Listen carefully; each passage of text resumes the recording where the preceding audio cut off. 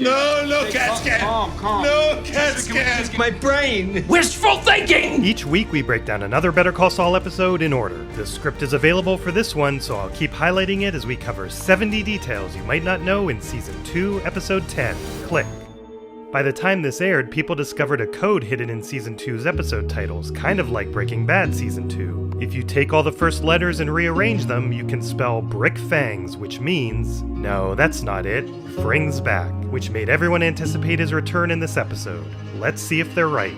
We're in a hospital, and as the nurse administers morphine according to the script, you might think this is Chuck. Father Brady's in the chapel. And talking about a priest means the end is near. However, two things are off about this. The bleach bypass effect and the nurse's Midwestern accent. Just push the call button if you want to see him. The actress is from Chicago and a former nurse. Aha, flashback confirmed. And Chuck's wearing a wedding ring. We're in 1999, 7 years after the Rebecca flashback. It's unclear if they're still married or if he's just still wearing the ring. And we're in Berwyn, Illinois, near Cicero. When was the last time you ate? I'm fine. Come on, Chuck, let's go over to Novi's. Novi's is a restaurant in Berwyn. You want to get a sandwich now? And this is when Chuck checked off gluttony for Jimmy in his Book of Sins. Their mom's name is Ruth, which is the same name as Michael McKeon's mom, although that was a coincidence. You remember that time I accidentally invited Kathy and Cheryl to Mom's surprise party? It's kind of tricky out on the dance floor. Here's a bit of dialogue they spliced out. It was a fun night. I just remember the whole family cleaning up after you. Seriously, Chuck, we gotta eat. Jimmy, you want to eat? Go eat. Okay, be right back. Originally, there was a heart monitor sound throughout this scene, but the medical advisor pointed out that they wouldn't do that in a hospice situation like this. Mom? Jimmy. No, Mom, it's me, Chuck. Jimmy. No, Mom, it's me.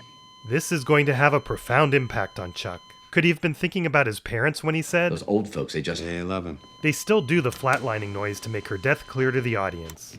So this is it then? I'm sorry. She has that DNR. No kill counter here as it's due to natural causes. It's only the second named character we've seen die from natural causes, and both happened in the season finale. Is there anyone you want us to call? The fact that Rebecca's not there and not someone to call makes me think they're divorced. And you'd think he'd say to call Jimmy, but he might not have a cell phone in 1999. They succeeded in making it look different, but this is the same real-life hospital they keep using throughout Breaking Bad and Better Call Saul, even later in this episode. The mostly inactive Gibson Medical Center. They named the fake Berwyn Hospital Kinney Memorial Hospital after Chris Kinney from the show's art department. So, where's Mom? What happened? She's gone. What? When? This was the last shot they filmed in the episode, and therefore the last shot of season 2. Did she wake up? Did she say anything? No. Now that is unforgivable, and it confirms that envy is a huge driver of Chuck's attitude toward Jimmy. First he felt betrayed by his dad, and now his mom. El Camino teaches us,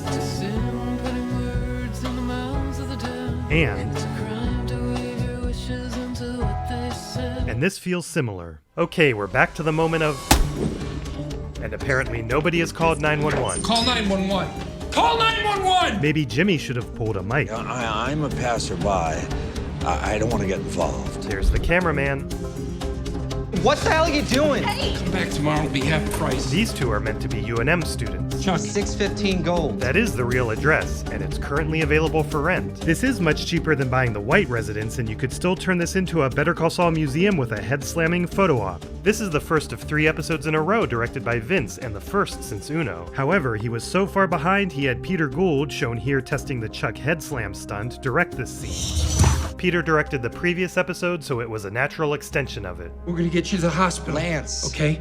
Everything will be all right. Work here.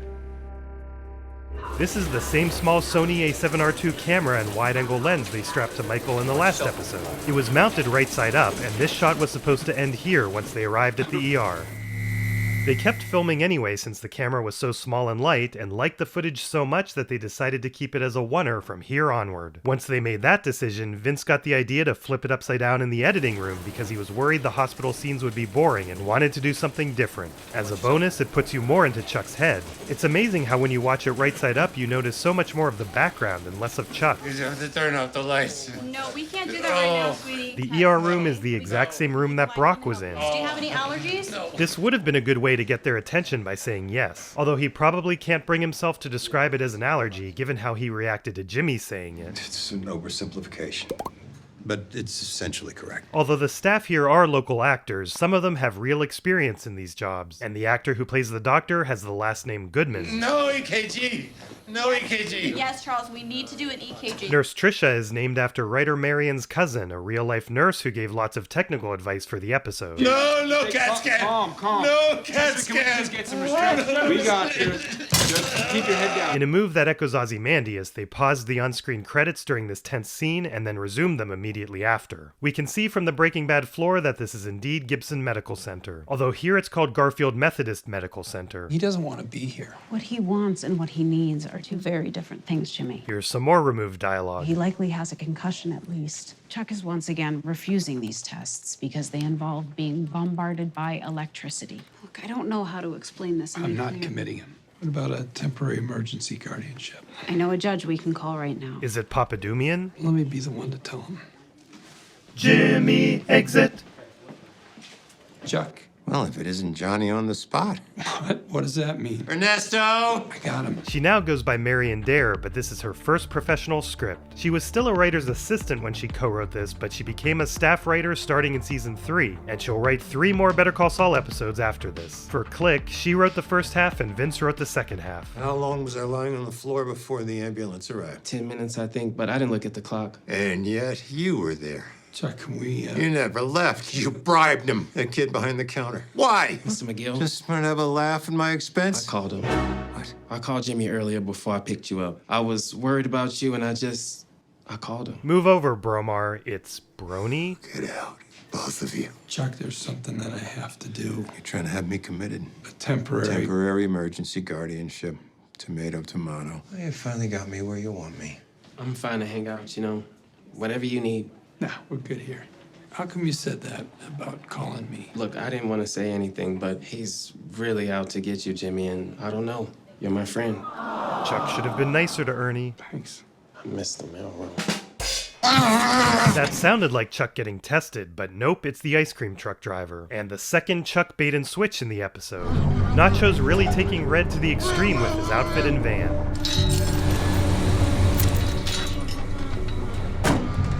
Wow, that's cutting it pretty close, Mikey.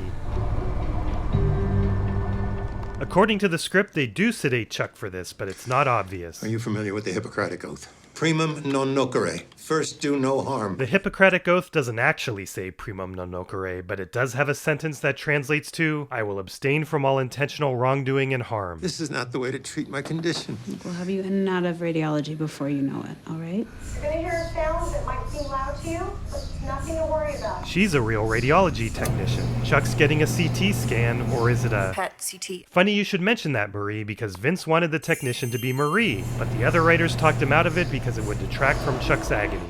Chuck's eyes are sometimes open and sometimes closed, but in some frames they show his open and closed eyes simultaneously. Vince did not get enough footage for this, so editor Skip McDonald used some hallway ceiling footage from earlier, mixed in with shots of the machine that Chuck would really be seeing right now. Still bored? Jesus, how long is this gonna take? He should be home. You're doing the right thing. I'd feel better if you were doing something, unhospitally. Unhospitally.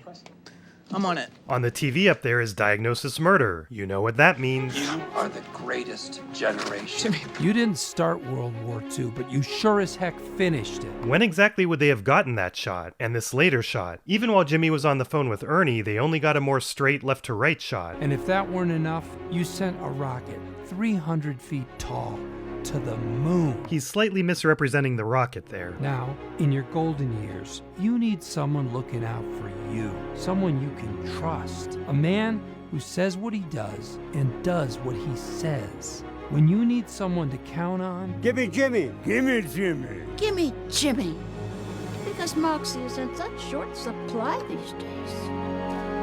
Jimmy McGill. That's the same callable number from the billboard, although it currently plays a message that fits with a later season. Between the lack of wind and the size of the flag, this is definitely not the shot at the school. Here's a behind-the-scenes look at the real setup. On the DVD extras, you can see that the commercial is called You're the Greatest with the wrong "you're." I think that's a bit much. It's really good, Jimmy. You made a really good commercial. It is a good commercial. I made one too. You are the greatest subscribers. You didn't start Better Call Saul, but you sure as heck finished it. And if that weren't enough, you found film artifacts 300 micrometers tall in Breaking Bad. Now, in your current years, you need a t-shirt looking out for you. A shirt that says what it is and is what it says. Cowboy. When you need merch to count on, gimme better. Gimme watch. Gimme TV, because good shirts are in such short supply these days. BetterWatchTV.com. Use code COWBOY to get 5% off. In all seriousness, I did look for high-quality shirts and tested them myself. Back to Jimmy's commercial. In the last episode, Jimmy claimed It might be the greatest 60 seconds in the history of television. but it was only 39 seconds long, an odd length for a commercial. The weasel part of this is meant to reference Jimmy, but this garden weasel is also a real product, and it was featured in the first episode of The Larry Sanders Show. Weasels, aren't they rodents? Why would you name something after a rodent? Why not just call it the Amazing Rat Stick? A show that included Bob as a Saul-like agent. If we can't make a deal with one of the networks, screw them! Jimmy's now ashamed of his ad, and rather than anxiously waiting for the calls to come pouring in, he actually shuts off his phone. Oh, finally. So how is he? Physically, he's okay. She wore the same patch in season 1, but I feel like Vince knew what he was doing with this shot. It's basically a panic attack. However, there was a complication. We think it's a state of self-induced catatonia. Always with the we. I think you fried his brain with that machine. Jimmy. More cut dialogue. And you can see that his mouth doesn't match when he says, With that machine. because he's actually saying the who could have seen that coming line. When I first treated Charles, he was in a similar state. I have to believe that it's just a matter of time before he comes out of it. I'll wait. Right here. After missing his mom's passing, he's not going to chance missing Chuck snapping out of it. Shot left. 1.5 minutes. Why aren't you guys wearing hearing protection? Because Pop-Pop's a grown-up, and grown-ups get to be stupid. This is the M40 Vietnam-era rifle with A1 upgrades that these two previously discussed. Mr. Mann shared a lot of background gun info on this scene, so check out his comment on the inflatable video. He rates this a 10 out of 10 for accuracy, except for one part. There should be recoil, and the fact that there isn't reveals that they're using blanks. And the high accuracy makes sense, as Eric Steinig, a Marine sniper with 3 Purple Hearts, was the technical advisor. You might also know him as Gus's henchman Nick. Champion Target wasn't renamed to Champion Traps and Targets until 2004, 2 years in the future. At this point, we were going to see Mike pay approximately $10,000 for the gun. How many boxes? Just the one. It's on the house. That looks real, and yes, that seems generous. Maybe he's expecting the Lawson premium. You're gonna pay me 5 times what you'd pay your neighborhood gun store. No offense. None taken. This is the same newspaper Mike was reading when he got franned, which is probably logical story-wise. Jimmy. Just like his mom, Jimmy is his first word. Jimmy. I get some water, please. Yeah, water. Next order of business, get you the hell out of here. Where to next? Some insane asylum in Las Cruces? I'm driving all the way out to Las Cruces. Home, Chuck. You're going home. What about the TEG? T stands for temporary, right? You want to go to bed? No, it's cooler down here. It is interesting to consider that Chuck has no air conditioning, which has got to be pretty brutal in Albuquerque. You've done your duty. You can go now. It came out a bit harsh. I want to be left alone. If things start going south for you again, how am I even going to know? I'm fine. See? Can I get Ernie back here? You got to eat, right? All right. Feel better, Chuck.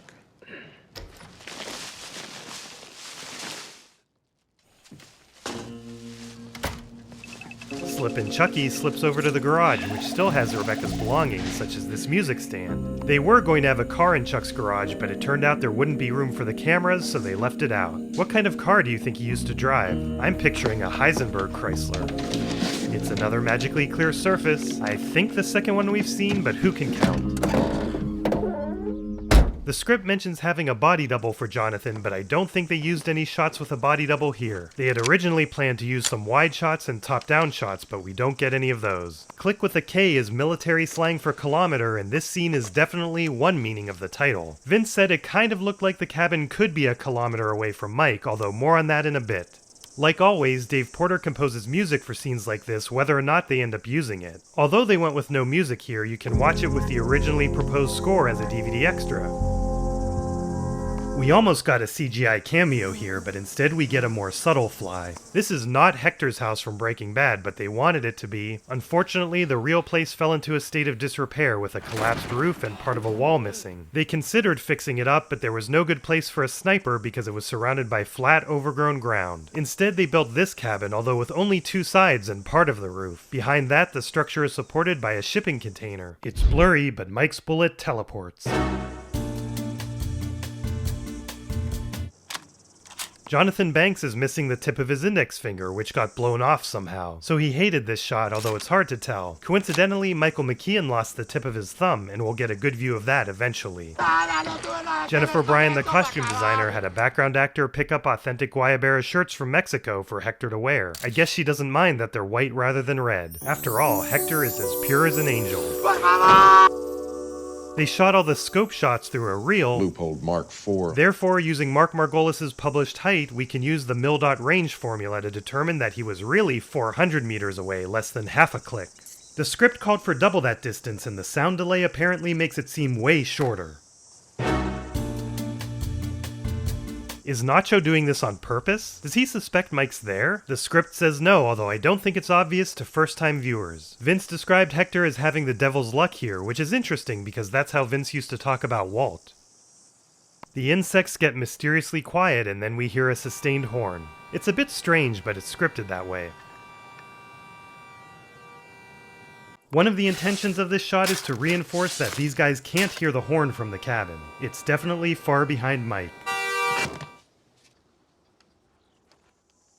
Although we don't yet know who wrote this note, in real life it was writer Marion. You have yourself a wonderful day, Mr. Collins. Yep, looking sharp. Bingo. Bingo! Sorry about the wait. Sometimes things get a little backed up. May I get anybody some coffee? All these clients are here because of Jimmy's latest commercial. 1 second. Howard just called. He says he's been trying to reach you all morning. It's about Chuck. Okay. So I just need to make one quick phone call. In the meantime, who was it who wanted coffee? This young lady will get you coffee and also donuts. I want coffee, but I do not want cream. Before this aired, a promo for this episode used this clip to make people think that Howard suspects Jimmy's responsible for 1216. Jimmy, I have just one question. Are you behind this? Am I behind what? Here's another scene we didn't get, which continued the no cream comedy and showed that they're using mismatched mugs, including a Davison Maine mug. Jimmy also explained what Chuck did to Kim and offered lifetime foot rubs to cover for him. And notably, Kim gets a bad feeling about the Chuck retiring thing, but not enough to say anything. Surprisingly, they made the mailbox fall open on purpose. It was a special effect that they rigged on site. That's the kind of extra panache we get in a Vince-directed episode. Jimmy, I'm kind of in the middle of something right now. Come back later. No, come on, open the door. Right now, I'm busy. Goodbye. One reason he leaves and comes back is that he needs to press a certain button that goes click.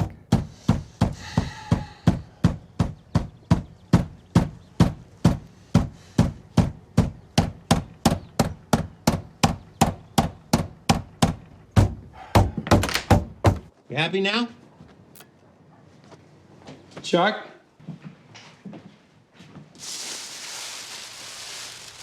So, Chuck, what's up? Oh no. The good news is that this isn't entirely made of space blankets. The script mentions Reynolds wrap and attic foil, and we see rolls of Reflectix insulation. Based on the folds, I've counted 3 total in this scene. You got a little project? These walls are plaster and lath. No protection at all. I might as well be standing in the middle of a pasture. I don't know what I was thinking. I should have done this from the start. Now's also a good time to point out that Mylar space blankets barely shield electromagnetic radiation, unlike simple aluminum foil. Based on my limited understanding, Reflectix is a way better choice. What I really need is a proper Faraday cage. I think we need to sit down. Do not patronize me, Jimmy. I'm not crazy. He is not crazy. Chuck smartly hasn't gotten around to covering the windows yet, so there'd be enough fake sunlight to light this scene. Howard tells me you quit HHM. I retired. That's not what it sounded like. Not just from HHM, but the law.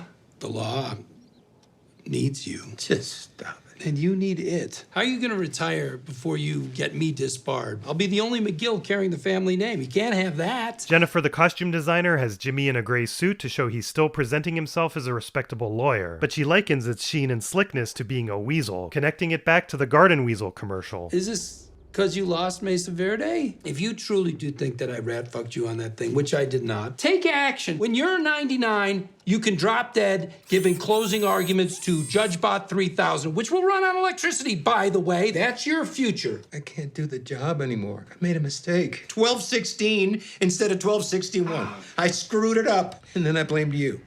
There's this goddamn electricity. My brain.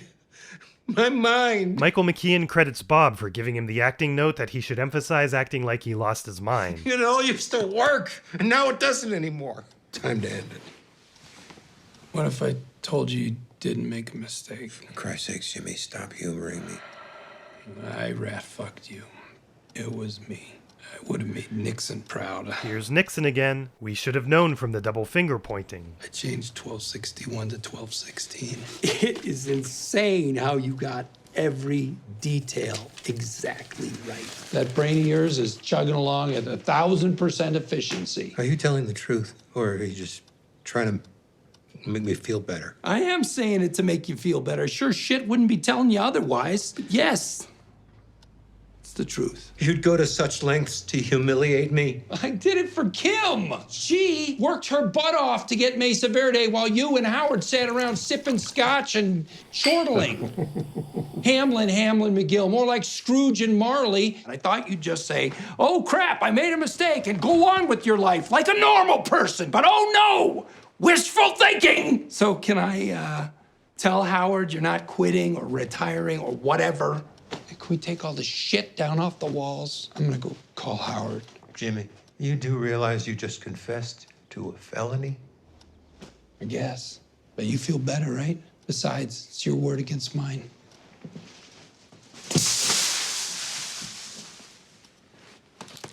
We saw Chuck use this RCA tape recorder and Sony microphone in a flashback.